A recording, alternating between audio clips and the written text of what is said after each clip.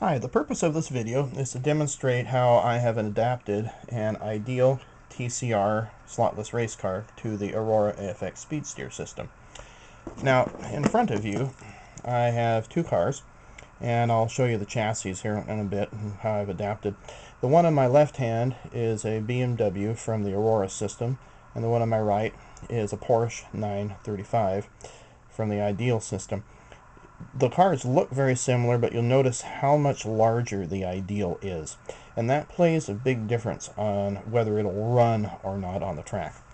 Now, I'll show you the chassis here to compare the two. Again, the one on my left hand is the Aurora, the one on my right is the Ideal.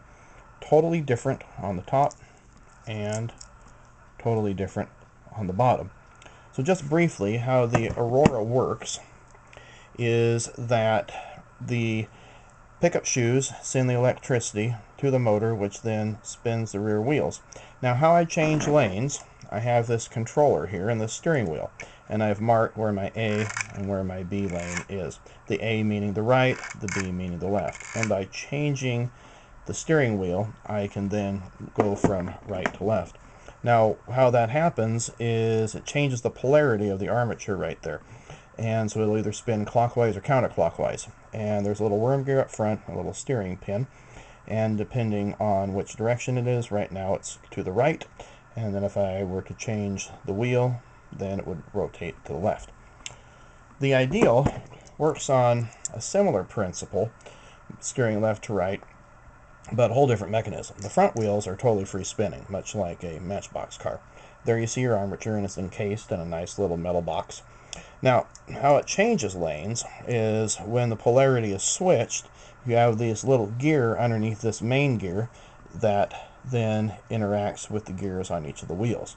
So if I'm going to go to the left, then that little thing will rotate to the left. If I'm going to go to the right, then it'll rotate to the right. Pickup shoes, again, are in the center.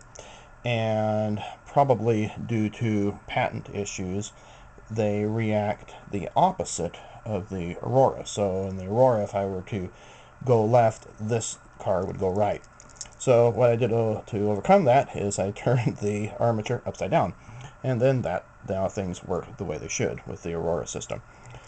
Now, because this car is so much bigger, I had to grind down the rear wheels and the front wheels in order to fit on the track. Now, here is a jam car, and if you can see there, it's I ground down quite a bit. In fact, probably 1/8 of an inch on either side.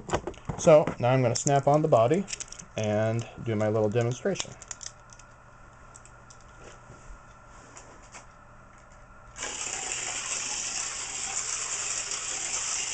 Changes lane. Changes lane. Slight stall. And that's about it.